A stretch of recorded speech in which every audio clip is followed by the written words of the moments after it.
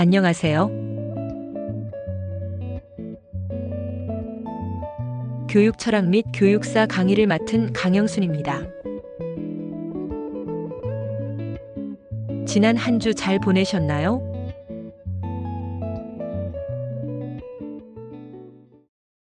오늘은 계몽주의 교육 철학에 대해 살펴보겠습니다. 우선 계몽주의 교육이 생겨난 시대적 배경을 살펴보겠습니다. 18세기에 생겨난 계몽주의는 주로 종교개혁 이후에 나타난 전제주의, 사회적 불평등에 대한 반발에서 비롯되었습니다. 고대와 중세의 지식체계를 벗어나기 위해 지적 전환을 가져온 정신운동이라고 볼 수 있습니다. 당시에 로크의 자유와 평등의 이념이 유럽에 널리 확산되었습니다. 그의 사회계약론에 의하면 시민들이 대리권자를 선출하여 정부에서 일할 권한을 부여하고 대신 정부는 시민의 권리인 생명, 자유, 재산을 보호해 주어야 할 의무를 지닙니다.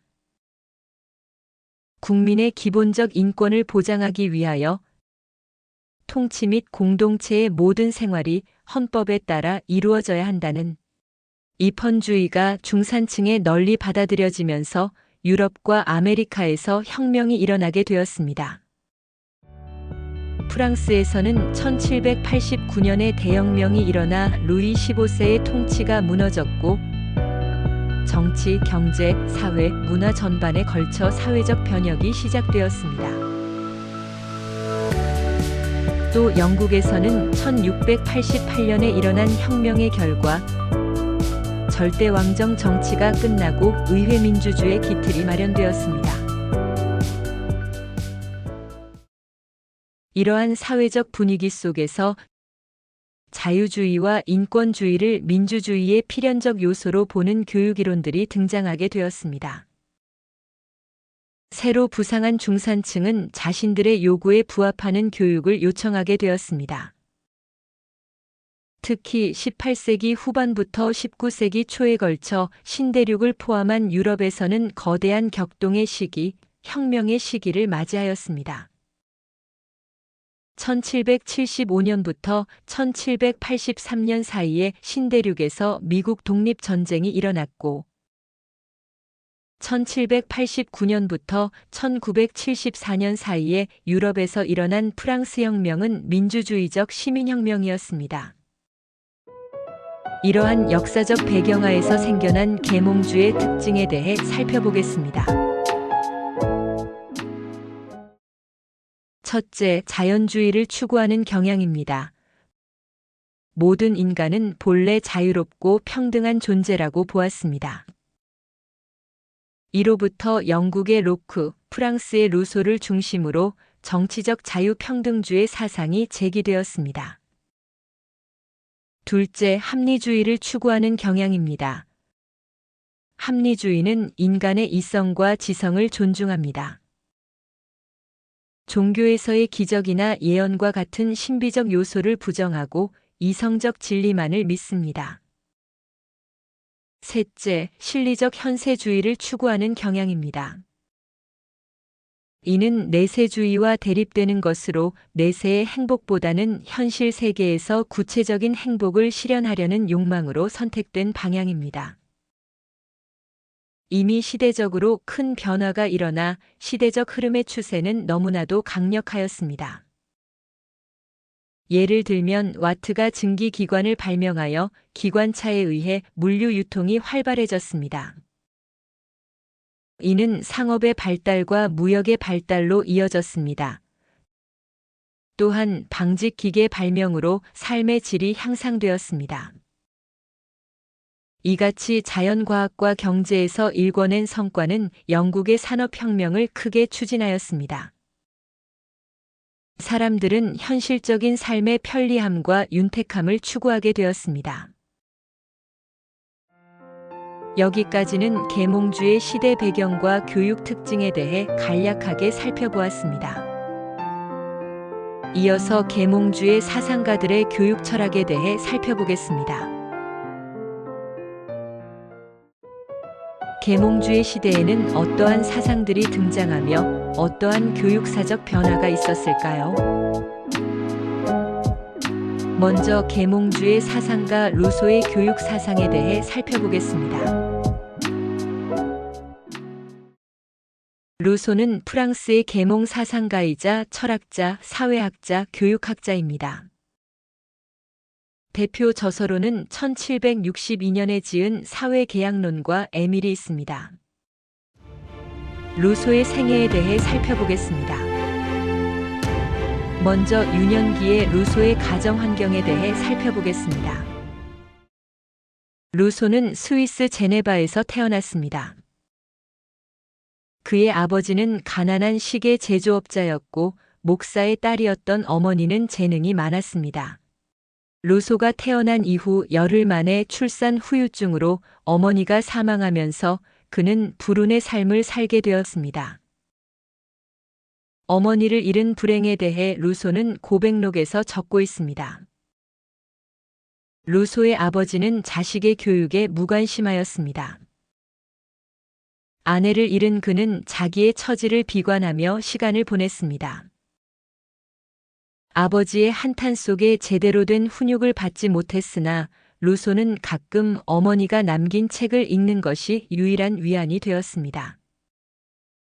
루소가 10살이 되던 해 아버지가 제네바를 떠나면서 외삼촌인 베르나르의 보살핌을 받았습니다. 여기서 기초적인 라틴어를 배웠으나 제대로 된 교육을 받지 못했습니다. 그는 공증인이나 조각가가 되려고 견습생으로 지냈습니다.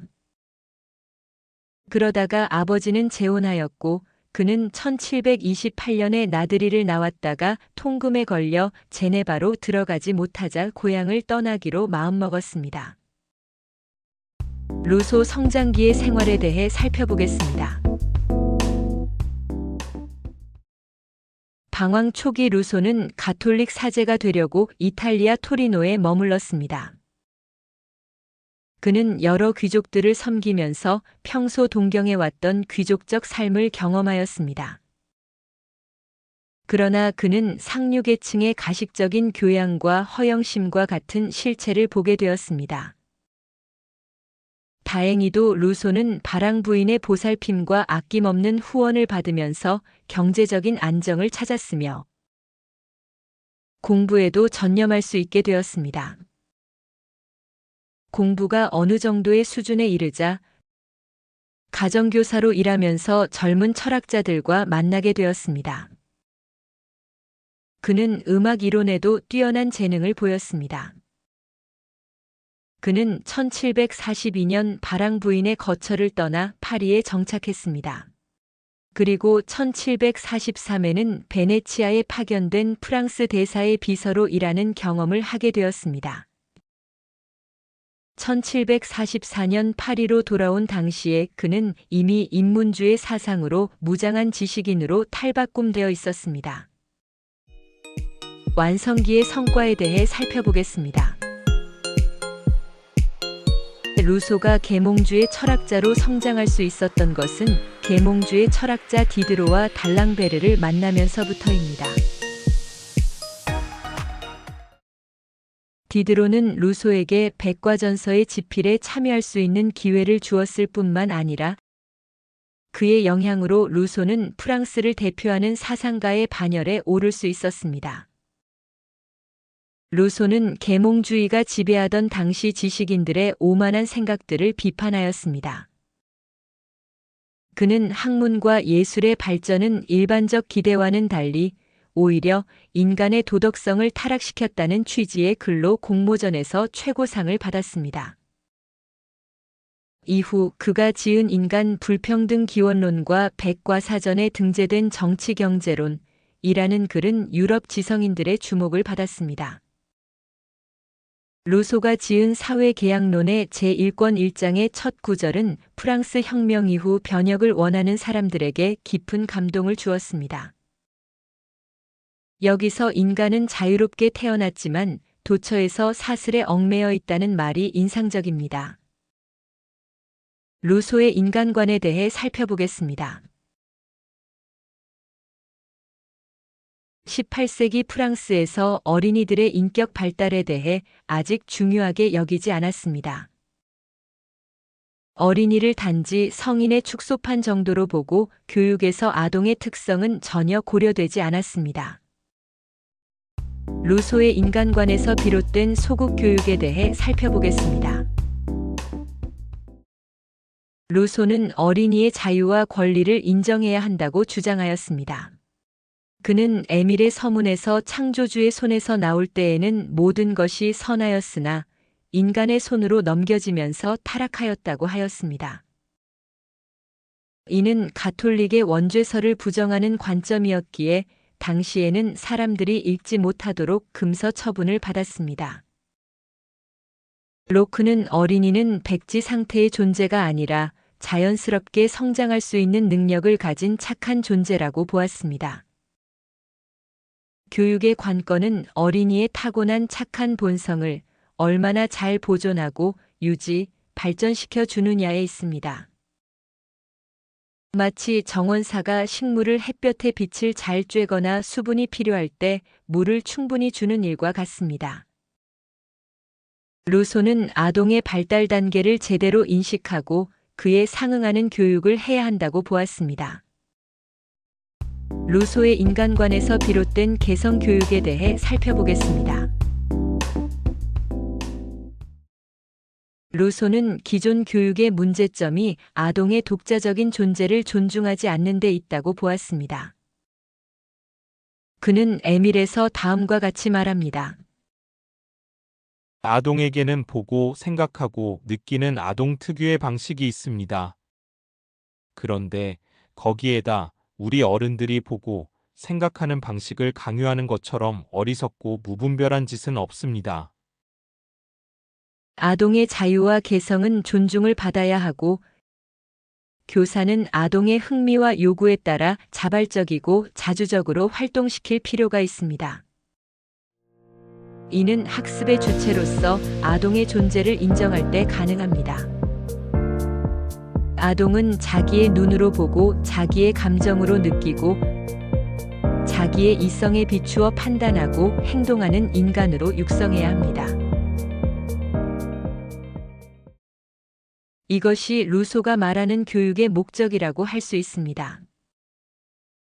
교사는 한 손에 책을 들고 다른 한 손으로 교권을 휘두르는 감시자가 되어서는 아니 됩니다. 그렇게 되면 아동의 개성과 흥미는 무시되며 자주성과 자발성은 손상을 입습니다. 아동은 인간으로 자유인으로 태어났습니다. 그들의 자유는 그들이 가지고 있어야 합니다. 그들 이외에 어떤 사람도 그것을 마음대로 처분할 권리가 없습니다. 루소의 교육학에 대해 살펴보겠습니다. 루소의 에밀은 교육학에 어린이로부터의 교육이라는 코페르니쿠스적 전환을 가져왔습니다.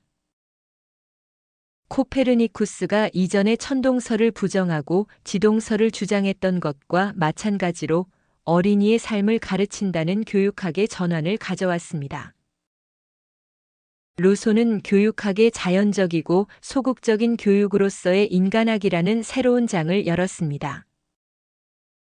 루소의 교육 사상이 큰 영향을 미치고 권위적으로 인정받았던 이유는 칸트를 비롯한 많은 학자들이 그의 관점에 공감하였기 때문입니다. 그의 교육학적 반성은 어떠하다면 나는 무엇을 할 것인가? 라는 교육 철학적 사유를 어떠하다면 지금의 교육 행위가 이후의 인격 발달에 어떤 의미를 지닐 것이며 인생 여정에 어떤 영향을 줄 것인가? 성장하는 인간의 자아, 개인의 발달에 연결시켰습니다. 어린이는 더 이상 훈련과 훈육의 대상이 아니며 어떠한 신분에 걸맞는 인간이 되기 위해 행위를 연습하는 대상이 아니게 되었습니다. 교육학은 인간의 주체, 다시 말해 인격의 자아를 발견하는 길을 걷게 되었습니다. 교육자 집단은 성장하는 어린이들을 삶 안으로 인도하고 준비시킵니다. 이는 교육자로서의 직책과 과제보다 더 중요합니다. 어린이들은 앞으로 자신의 국가를 구성하는 핵심에 설 것입니다. 따라서 시민으로 인간을 교육하는 것은 이전의 체제를 개혁하는 추진력을 배양하는 일이기도 합니다. 루소의 교육 내용에 대해 살펴보겠습니다. 기존의 교육은 사회의 관습과 관념을 주입하는 것이라면 루소의 소극적 교육은 학생들에게 직접적으로 간섭하는 것을 피하고 학생 스스로 판단할 수 있는 교육적 환경을 마련해 주는 것입니다. 루소에게 있어서 아이들에게 도덕적 교훈을 가르치는 일이란 무의미하였습니다. 왜냐하면 아이들은 상을 받고 벌을 피하기 위해 자신을 숨기고 거짓과 기만을 일삼을 것이기 때문입니다. 그래서 차라리 덕을 가르치려 하지 말고 악으로부터 보호합니다. 어른이 진리라고 여기는 것들을 인위적으로 주입하거나 가르치려 하지 말고 진리를 스스로 깨달을 수 있는 교육적 환경을 마련해 줍니다. 예컨대 아이가 자기 방의 창문을 깼을 경우 곧바로 유리창을 갈아 끼워주지 않습니다. 유리창을 깬 아이 자신이 불편을 느끼고 잘못을 깨달을 시간을 주도록 해야 합니다. 그렇게 함으로써 자기 행동의 결과가 무엇인가를 직접 경험할 수 있게 됩니다. 어른이 서둘러 아이에게 용서를 빌게 해서는 더더욱 안 됩니다. 오래도록 불편을 겪은 이후에 잘못을 스스로 알아차리게 되고 잘못을 인정하고 고칠 마음의 준비가 되면 그때 다짐을 받도록 합니다. 루소의 계몽주의 교육 사상을 대변하는 저서 에밀의 내용에 대해 간략하게 살펴보겠습니다.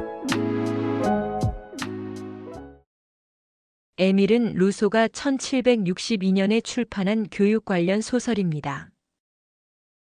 이 책은 나폴레옹, 칸트, 페스탈로치 등 많은 사람들이 애독하였고 그들에게 사상적 영향을 미쳤습니다. 에밀의 서문에는 다음과 같이 적고 있습니다. 사람들은 어린이를 전혀 알지 못합니다. 어린이에 대한 생각이 잘못되었기 때문에 나아가면 갈수록 점점 정도를 벗어나게 됩니다. 가장 현명하다는 사람들까지도 어린이가 무엇을 배울 수 있을까에 대해 생각하지 않고 어른들이 알아야 할 것에 대해서만 열중하고 있습니다. 그들은 언제나 어린이 속에서 어른을 찾고 어른이 되기 전에 어린이의 모습을 생각하지 않습니다. 이것이야말로 내가 정성을 쏟아 연구한 결과입니다. 에밀은 전체 5부로 구성되어 있습니다. 제1부에서는 교육의 기본 원리와 함께 유아기의 교육을 다루고 있습니다. 첫째, 이 시기의 아이들에게는 그들이 가지고 있는 능력을 사용할 수 있도록 합니다. 둘째, 아직 말을 할 수 없는 시기이므로 아이들의 표현을 정확히 파악해야 합니다. 제2부에서는 말을 배우기 시작한 2세에서 12세까지의 아동기를 다루고 있습니다. 이 시기의 교육은 손발의 단련과 감각기관의 훈련입니다. 첫째, 생각하는 것을 배우기 위해 먼저 손, 발 감각기관을 훈련합니다. 둘째, 교육은 감각교육이며 감각을 훈련하는 목적은 감각에 의해서만 학습이 가능하기 때문입니다. 따라서 지식교육을 강요하지 않습니다. 교육은 어린이의 본성을 존중하는 교육이어야 하며 소극적 교육이어야 합니다. 제3부에서는 12세에서 15세의 소년기를 다루고 있습니다. 이때부터 아이들은 이성적인 사유에 눈을 뜨고 지적 호기심이 왕성해지기 시작합니다. 그러므로 지식 교육이 가능합니다. 이 시기의 교육은 첫째, 삶에 필요한 지식을 가르칩니다. 아이들은 자주적이고 독립적인 생활을 익히기 위해 농사 짓는 일, 목공과 수공의 일을 배웁니다. 문학, 예술, 종교, 사회, 과학 등 과목은 다음 단계에서 가르칩니다. 둘째, 지식보다는 학문에 대한 취미를 길러주고 학문을 사랑하는 마음을 우선적으로 길러줍니다. 제4부에서는 15세에서 20세까지의 청년기를 다루고 있습니다. 이 시기는 이성에 대해 눈을 뜨고 감정과 성에 대해 관심을 갖는 사춘기입니다. 이제는 어린 시기를 벗어나 성인으로서의 남성과 여성의 역할을 익히고 이기적 삶의 태도를 넘어서서 인간의 사회적 관계에 관심을 갖고 새로운 인생을 시작하는 제2의 탄생을 경험하는 중요한 시기입니다. 루소는 인간은 2번 태어난다고 합니다. 한 번은 단순히 생물학적 인간으로 태어나는 것이고 2번째는 진정한 인간으로 태어나는 것입니다. 이 시기의 교육은 도덕적, 종교적, 사회적 관계 형성의 기초를 마련해 줌으로써 진정한 인간을 형성해 줍니다. 첫째, 어린이의 본성인 자기애를 이웃에 대한 동정, 우정을 바탕으로 한 인간의 인류애로 발전시킵니다. 루소는 자기애와 이기심을 구분하였습니다. 인간애는 인간의 본성이지만 이것이 잘못 변질되면 이기심입니다. 부드럽고 호의적인 마음과 따뜻한 사랑은 자기애로부터 비롯되며 증오하고 질투하는 마음은 이기심으로부터 나옵니다. 인간을 인간 자체로 존중하고 사랑하며 불행한 사람을 도와주는 법을 가르칩니다. 제5부에서는 여성 교육론을 서술하고 있습니다. 루소의 아동 교육이나 종교 교육은 진보적인 반면 여성 교육과는 지나치게 보수적이라는 비판을 받았습니다. 예컨대 남녀는 인간이라는 점에서는 같지만 남녀는 성별이 구분된다고 보았습니다. 따라서 남녀의 교육은 동일할 수 없다는 주장에 기반한 관점들이 문제가 되었습니다. 계몽주의 교육사적 의의는 다음과 같습니다. 인간의 본래적 성선에 대한 깊은 신뢰를 바탕으로 전개된 루소의 소국 교육의 경우 아동의 자율성과 자립심을 길러주기 위한 적극적 형태의 교육입니다. 오늘날 학교 교육을 비롯한 아동 교육 전반에 나타나고 있는 교육의 형태를 반성해 본다면 아직은 아동에게 적합한 교육이라고 말하거나 아동의 창의성을 길러주기 위한 교육이라고 말하기에는 부족한 점이 많습니다. 개선을 위해 우리는 주어진 관습과 인습의 틀에서 벗어나려는 노력을 해야 합니다. 이를 위해 기존의 교육을 비판적 관점에서 고찰할 필요가 있습니다. 이런 면에서 루소의 교육 철학이 우리에게 주는 시사점이 크다고 할 수 있습니다. 이번 주의 토론 주제는 계몽주의 교육에 대해 자신의 관점을 자유롭게 서술하는 한 줄 쓰기입니다. 과제란에 글을 올리고 서로의 생각을 공유하시고 토론하시면 되겠습니다. 7주차는 발표 수업입니다. 발표 내용은 이전 수업에서 토론했던 주제 가운데서 하나를 선택하여 그 철학자의 관점을 말하고 이로부터 자신의 교육관을 서술하시면 되겠습니다. 철학적 관점, 교육적 관점, 알아듣기 쉬운 논리적 설명에 중점을 둡니다. 발표한 내용은 중간고사의 서술 문제로 사용 가능합니다. 발표 형식은 PPT를 준비하시거나 서술 형식으로 적으신 내용을 보면서 발표하셔도 됩니다. 발표 시간은 한 사람당 2분에서 3분입니다. 발표는 1부, 2부로 나누어서 발표자 이름의 그느드르 순서로 하겠습니다. 발표문은 금요일 오전 11시까지 과제란에 제출해 주시기 바랍니다.